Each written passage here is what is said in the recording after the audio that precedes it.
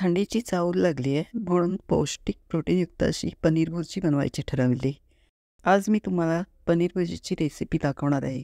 ती एवढी क्रीमी आणि चटपटीत आहे की तुम्हाला खूप आवडेल. आणि त्यासोबत घरच्या घरी तंदुरी इफेक्ट देऊन केलेल्या नानची रेसिपी पाहूयात. नमस्कार, मी वर्षा.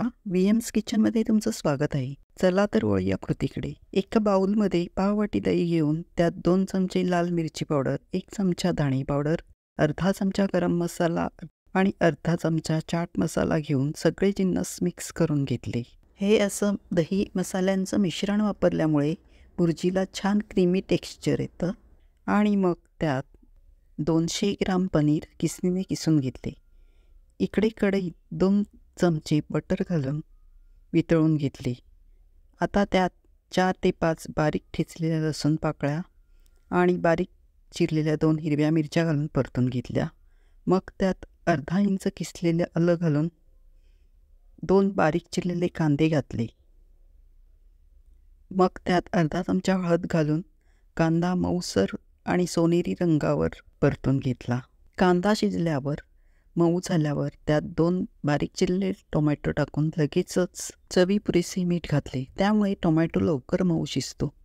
थोडे परतून झाल्यावर तयार केलेले दही आणि मसाल्यांचे मिश्रण घालून सतत ढवळत अगदी तेल सुटेपर्यंत परतून घेतले.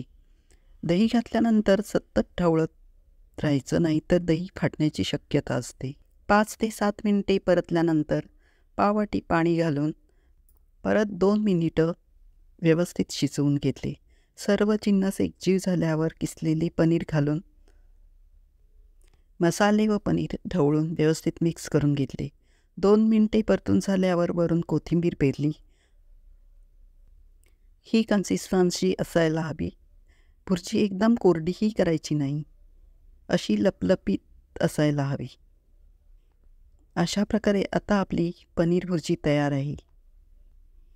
आता आपण घरीच नान कसा बनवायचा त्याची रेसिपी पाहूयात. त्यासाठी ताटात 2 वाट्या गहू पीठ घेतले. मग पिठात 1 चमचा साखर, चवीपुरेसे मीठ आणि अर्धा चमचा बेकिंग पावडर व पाव चमचा बेकिंग सोडा घालून सर्व व्यवस्थित मिक्स करून घेतले. 2 चमचे दही घातले. दह्यामुळे नान मऊसर होतात. सगळे जिन्नस एकत्र करून मग त्यात 2 मोठे चमचे तेल घालून मिक्स केले. कोमट पाणी घालून पीठ मळून घेतले. पीठ जास्तही घट्टही मळायचे नाही, चपातीला मळतात तसेच मळायचे आहे. मग वरून तेलाचा हात लावून 15 मिनिटासाठी पीठ झाकून ठेवले. हे बघा, 15 मिनिटानंतर पिठाला अशी जाळी पडली आहे, म्हणजे पीठ व्यवस्थित परमंट झालं आहे. नान बनवायलासाठी मी इथे गहू पीठच वापरते. तुम्ही मैदाही वापरू शकता. मैद्याचा नान पांढरा शुभ्र दिसतो, पण गहू पिठाचे असे थोडे ब्राऊनच होतात. 15 मिनिटांनंतर आपल्याला पाहिजे त्या आकाराचे पिठाचे गोळे तयार करून घ्यायचे. साधारण 4 गोळे तयार झाले. इथे मी त्यातला 1 गोळा घेऊन लांबट आकारात ओव्हल शेपमध्ये लाटून घेतला.